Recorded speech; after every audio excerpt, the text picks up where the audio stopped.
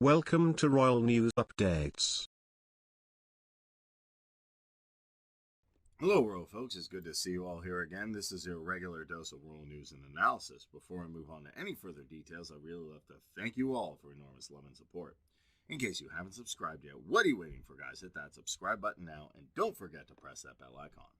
The British royal family has been the eye of the storm ever since younger son Prince Harry married former actor Meghan Markle in 2018. Since then, rumor mills were abuzz that the two brothers don't get along. Eventually, the younger prince and his wife stepped down for royal duties before moving away from the family. As a new web show, Harry and Meghan delves deeper into the controversial lives, Lady Colin Campbell, best-selling royal author and television radio personality, yesterday shared some unknown secrets of Harry's latest betrayal book, Spare, on her YouTube channel. So Lady Colin was traveling and reading Harry's stupid book. According to Lady Colin, within days of headlines, having already planted the key takeaways firmly in people's minds, we knew the whole thing was going to be a journey, punctuated by firm landmarks. But there's no doubt that Spare, in full, gives you a picture that individual anecdotes from the extraordinary life story do not. The dominant themes are skillfully woven, like a thread, through J.R. Moringer's manuscript. Harry's unresolved grief for Princess Diana, being the spare versus the heir, how the military in Africa are his sanctuaries, and, of course, media. In reading only extracts about physical attacks and leaking of stories, you would be forgiven to think that William is the villain of the piece. Indeed, he is an unfathomable, portrayed at times someone who loses his temper and likes to pull rank.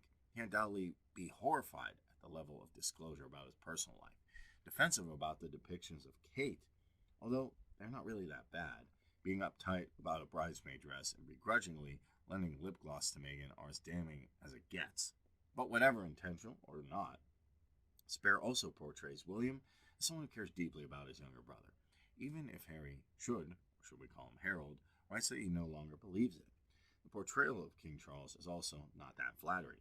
He perhaps won't thank his son for telling the world that he travels with his childhood teddy bear, does his headstands in his boxers. But the king comes across as someone who did his best, and despite a notable lack of hugs, treated his son with great tenderness. Granted, he appears at times petty over his position, apparently wanting Kate to call herself Catherine with a K, because there were already two royal ciphered with a C.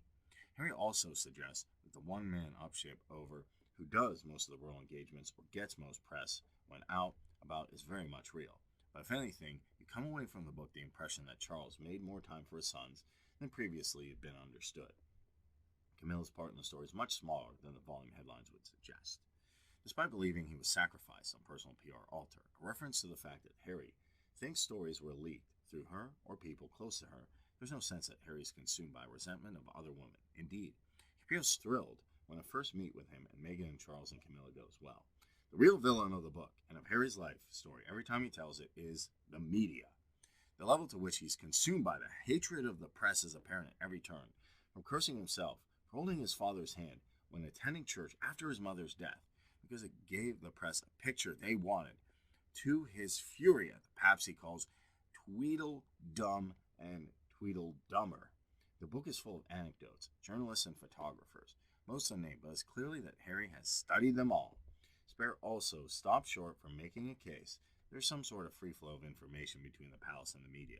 The reality is, the reason Harry's book is so shocking is because we knew so little of it before, just how bad the brothers' relationship has become, and how it was never quite what it looked like all along.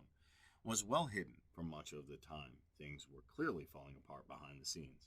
We didn't know, for goodness sake, that they called each other Willie and Harold. That's how tightly controlled the flow of information was, until now. What do you guys think about this news? Do you think Harry's book is nothing but a book full of bull and crappy stories? Write it in the comment section below. Let me know what you think. Until then, I guess we'll just have to wait and see if things turn out to be something after all. Also, if you never want to miss any of my sizzling royal updates like this, subscribe and press Subscribe to our It's channel. as simple as that. So until next time, hasta la vista.